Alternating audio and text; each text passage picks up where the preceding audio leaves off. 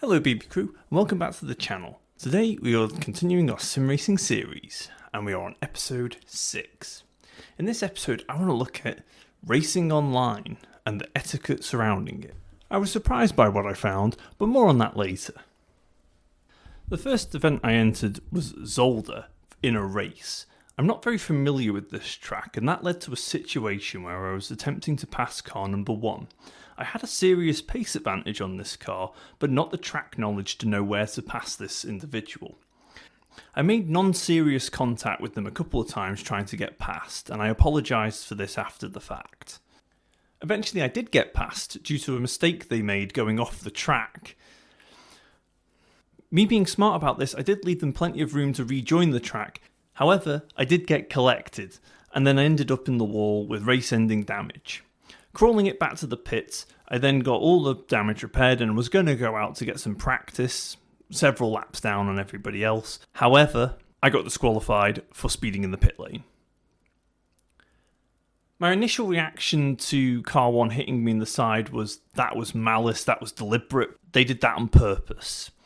I believe this because of the mild contact I'd made with them trying to get past, even though I gave them positions back if I made the overtake off track or something like that. However, upon watching the replay, I realised it was simply a racing incident. So when it came to it, hashing this out with the individual, there was a lot of acceptance of learning and the process on both sides and no hard feelings either way, which is really nice to see, and I'm glad that exists in a Assetto Corsa just like it does in real life. So not the best race result then.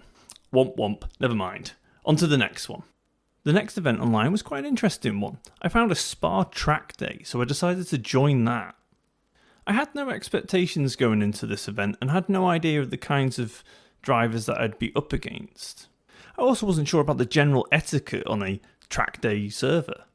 I got the general hints: get out the way of people who are faster than you and overtake cleanly the people who are slower than you. So I bunged on a setup and I went out there in my Ferrari. I was not getting on with the setup that I'd installed and bunged on the car. I didn't realise this till a lot later, but it led to a lot of incidents like this. This leaves me with a top tip for you: pick a setup that you're confident and comfortable with over a setup that is fast, because it will net you better lap times. After this crazy off, I set my first lap and my fastest invalid lap. I spent all session trying to replicate that second lap and keep it on the track.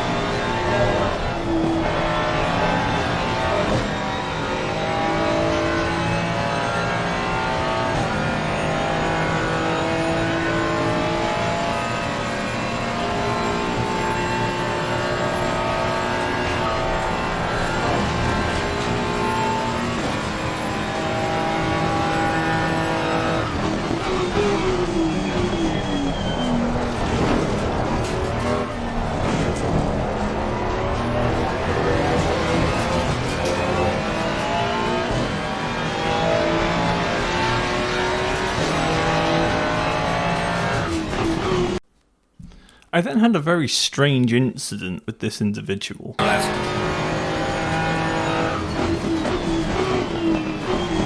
Car on the right. Clear on the right.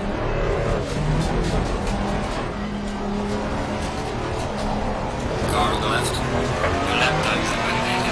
Please try to stay on the track. Clear on the left.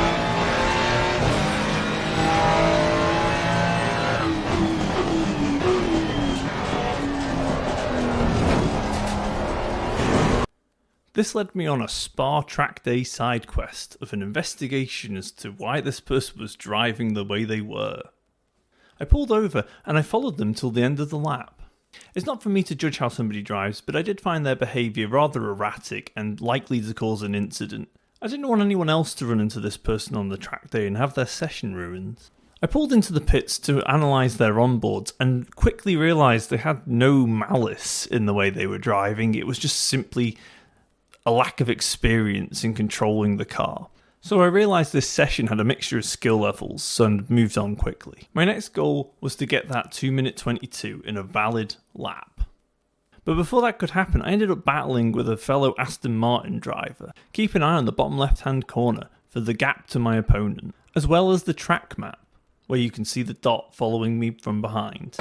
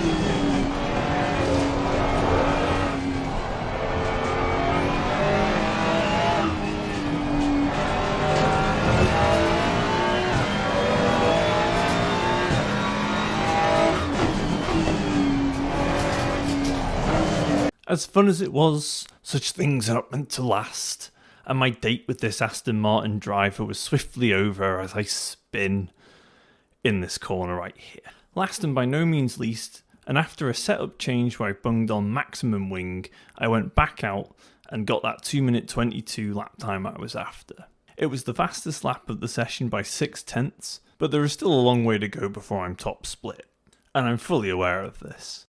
Anyway, here's the onboards of that lap.